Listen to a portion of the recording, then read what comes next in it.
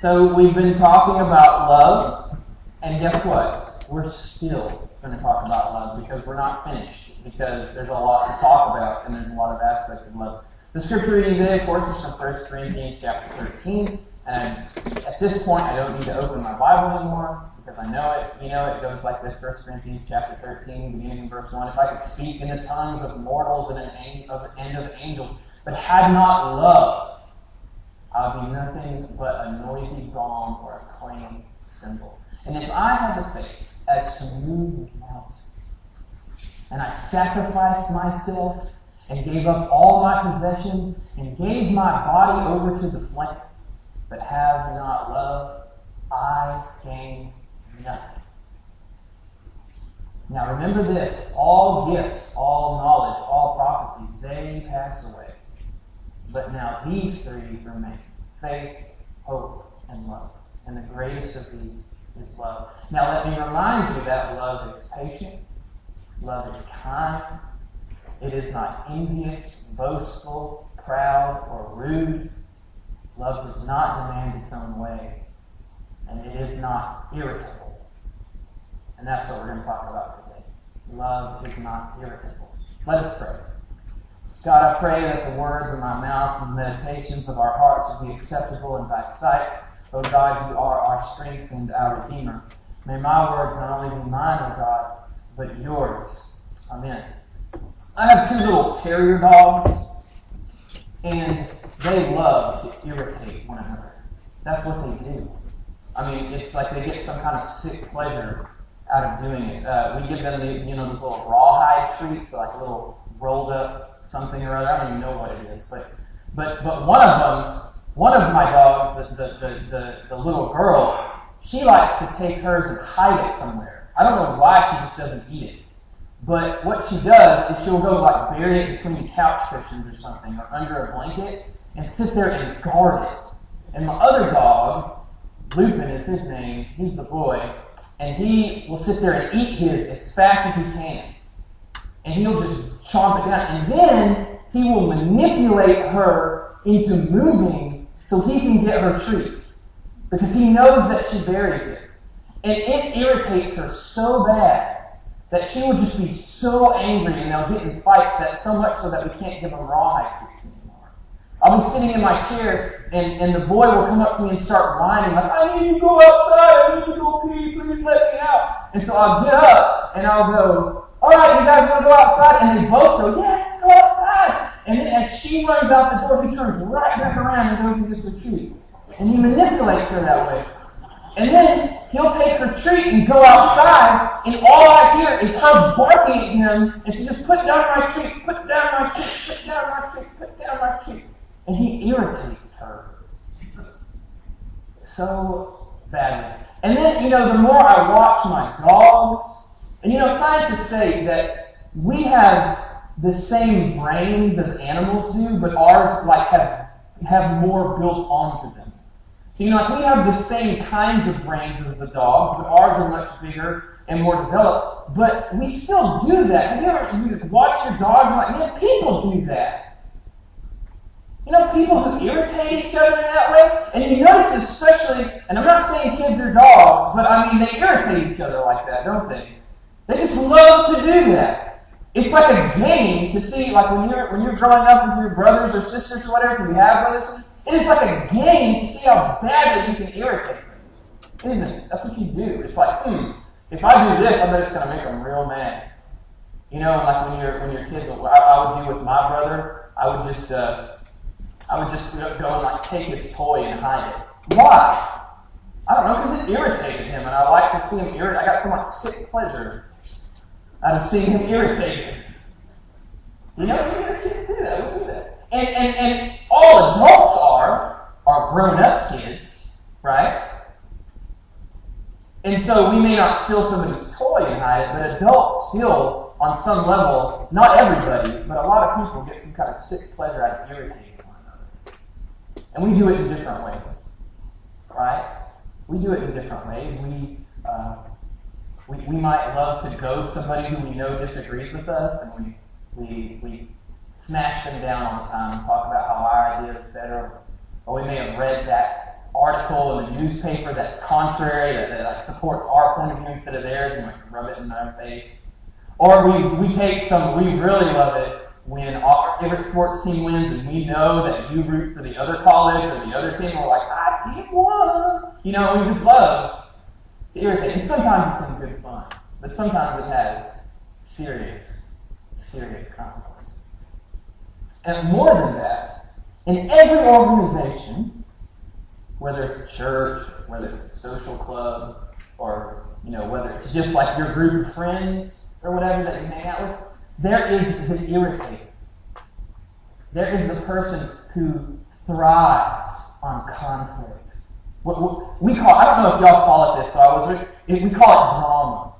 You know what I mean? Like, why do you like drama so much? Like, you're just starting problems to start problems. And that's just like a more sophisticated form of being irritated. It's what my dogs do, right? It's like we are bored for whatever reason, and so we've got to stir something up. And so it takes these complicated forms where you go to one person and you go, "Did you hear what so-and-so said? I mean, it's pretty bad. I heard that this group of people," and you make like your opinion into a group of people just to give it more credibility. I heard that this group of people was thinking this, and then you're just stirring up the pot, and then you go to the other person and say, "Well, I heard." So you just irritated things. You just go into this big conflict, and it's drama. It's drama. I can't tell you like how many times I've just been out.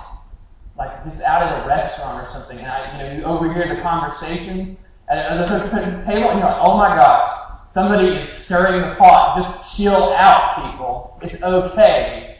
We don't need all this drama." But some people just thrive off of that. It's like conflict just fuels you. Gotta have that conflict. And sadly, like I said, church is not exempt from this, right? It's a group of people like any other group of people, and every church has like the irritator or irritators.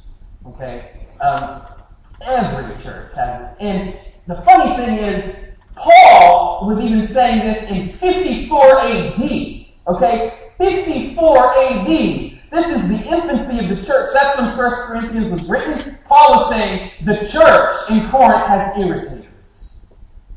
Because somebody had written Paul a letter, and we don't have that letter. I would love to have that letter to see what they said. Somebody had written Paul a letter and was telling him all these problems that they were having. And Paul, in the early, if you read all the stuff in 1 Corinthians before chapter 13, because chapter 13 is the climax of the letter. If you read all the stuff before that, you see all the things that Corinth was dealing with, and we talked about some of them.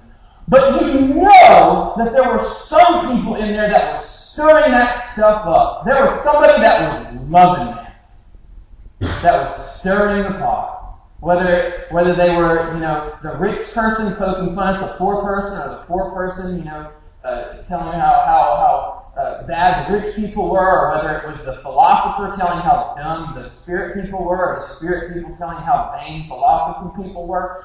All that, there was somebody stirring that pot. And Paul knew that. And so Paul says, love is not irritable. Remember, all the things are going to pass away. The only thing that's going to stay is love, and love is not irritable, he says. Now, the word irritable is really interesting in Greek. Literally, if you were to literally translate every word, it would say, love is not sharp. That's literally, and that's what it says in your bulletin. Love is not sharp. And that is a Greek colloquialism for saying it is not irritable. It doesn't. So the idea is, they used to have these things called a goad. Have you ever heard that word, to goad? There's like an ox goad or a horse goad. And basically, it's a sharp pointed stick. And when your cattle's not moving, you poke it with the stick and you make it move. Right? That is the idea, or to spur. We would say spur, but spurs weren't invented yet at this time, so I don't want to give you the wrong idea. Spurs weren't invented until we had stirrups, and that wasn't until the 1300s. But they would go. So the idea is, love is not like that. Love does not want to poke people. hey, you moving yet? Hey, you moving yet? I'm going to stick you with this sharp thing and make you move like a cat.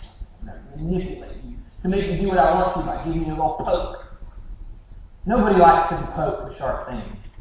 Animals, they can do what they want. Love is not sharp. And the English word that we get that from, now think about the etymology of this word, irritable, right? So it's the root word is irritate, and then a bull at the end of it is like able to be irritated, or able to irritate. Okay? Now, the Greek, what Paul is saying, so much as we normally translate irritable as being able to be irritated. Like when you say, I'm just feeling very irritable. I'm just, like when everything gets on your nerves, it's like when you're irritable. Paul's really saying it more like, don't be the irritator. Right? It's not passive, it's like an active thing. Don't be the one that's stirring up the problems. Because that's not the way love is. Love, Paul says, what you've seen, love wants people to thrive. Right? Love wants what is best for people. Love, remember, doesn't demand its own way, and it's patient, and it's kind. It's not rude, or envious, or boastful. And if you're loving, you're not going to want to stir up a bunch of trouble, right? Because if you really love somebody, if you really love a group of people, you're not going to want to see them embroiled in conflict. Because that's not good for people. People don't grow in conflict. Did you know one of the reasons that scientists are saying nowadays that some of our children have poor impulse control and can't express themselves a lot of the time, is because if you grow up in a home where conflict's going around all the time, your brain actually doesn't develop that sense of peace and that sense of well-being. Your brain actually develops to be in kind of like war mode. And so people who are raised where people are fighting all the time in the midst of a lot of drama are literally more aggressive. And they are angrier because your brain develops around that conflict and it causes you to be in attack mode. It causes you to be in attack mode all the time. And that's not how we want our children to grow up, and those aren't the environments that we want to grow up in because we don't want to be in attack mode. But that's what happens when people are irritable. So the question is, when someone is irritable and stirring up the pot, what do you do with those people, right? You know that there's a book called Tough Times Never Last, what tough people do. How hard times never last, or hard people do, or something like that. And then it's like, what do you do with those people that are just goading everything, and those people in your life that cause drama? What do you do with them? Well, you know that we might want to kick them out, or we might want to get rid of them, or we might want to be mean back to them. But you know what? Being mean back to somebody, that's exactly what pays off.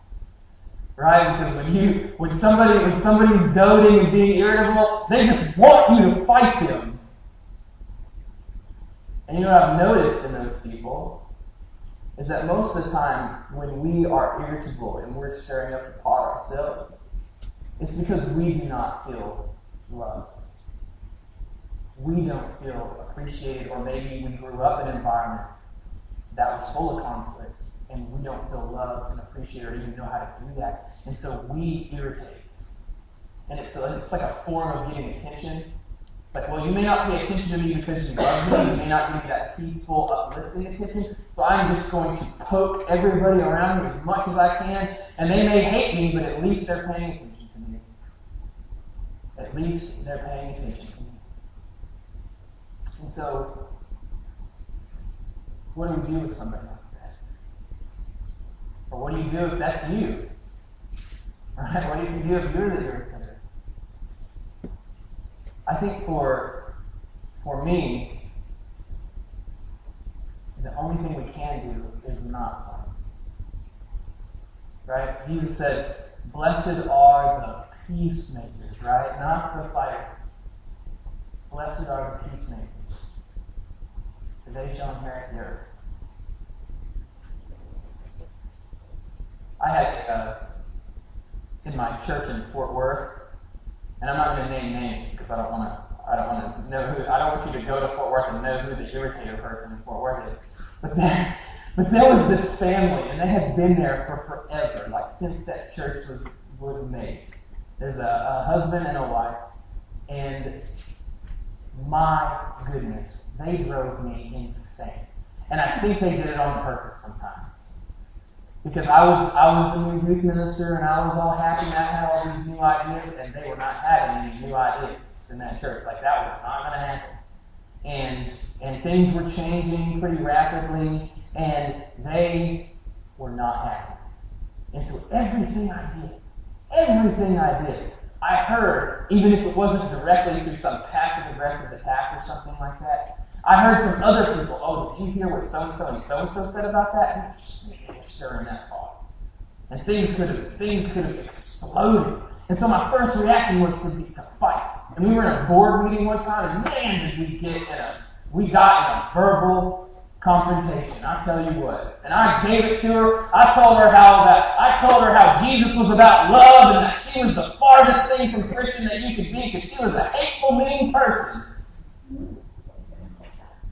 And then I was like, wait a second, I just totally contradicted myself by yelling at someone and telling you how much unlike Jesus they were, how unlike Jesus was I in that. I didn't realize that a little bit later. She was just leading everybody astray, but she thought the same thing, that I was leading everybody astray.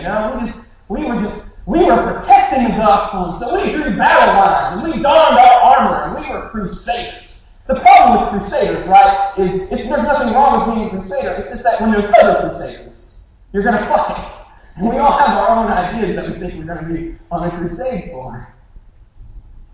And I just gave it to her, and then I held a little grudge, wouldn't forgive her. And so on Sundays when we were after church, we were shaking hands, I wouldn't talk to her. I just go the other way. I go, I don't even want to deal with this drama. I can't handle another passive-aggressive attack. I'm just going to avoid this person. And you know what my avoidance did? It just made the stirring worse until there was this cyclone of stirring and conflict because this person wasn't having enough attention paid to them. And they were afraid that the world was forgetting them. And so you just got to stir it some more because you feel like you're losing your relevance. And I was like, what are we going to do? And then eventually I came to the wife and I said, listen, I'm really sorry about what I said that time, and I feel like our relationship is kind of rocky. But let's stop this right now, and let's sit down and let's find something that we can agree about, and then move forward from there. And it was slow going, right? But every time I saw her, I'd just be like, how are you doing? How are your kids? How are your grandkids? Just asking all kinds of questions, wanting to know about you. Man, I'm so sorry that you were sick the other day. Just care. Just blanket. I just tried to blanket her with love as much as I could. And you know what happened?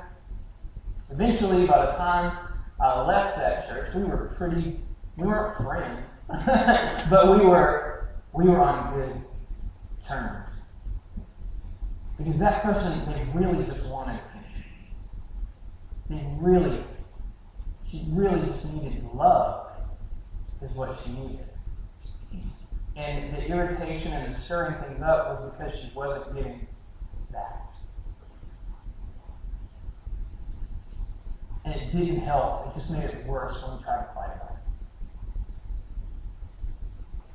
But love is not irritable. And it's irritable to irritate the irritators. So the only way to fix this problem is to throw some love at it. It's to show somebody some love, because that's what they want anyway. That's kind of the whole story of the Bible if you really look at it. God creates these people, and these people, Even though God has called them to be God's people, they irritate God. They really do. I mean, if you read the Bible, you hear about irritated God. God's like, hey, how about loving one another? How about doing the right thing, but you don't do that? You are irritating. Stop it. Why don't you do this and this and this? Oh, but you don't do that either? Why can't you just be happy? Why can't you just be at peace? This is the story of the Bible. God's like, you are irritated. It's people's irritation with God.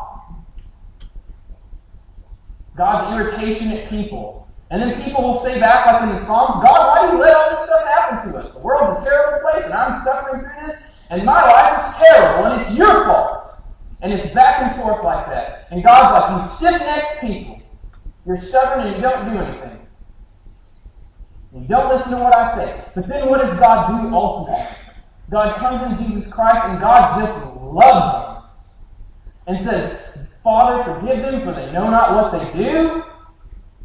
I'm just going to love you. I'm going to give myself for you. I sacrifice myself for you. I'll bring you around my table. I'll break my bread with you. Despite the fact that you irritate the heck out of me, I'm going to sit down and I'm going to share my bread with you.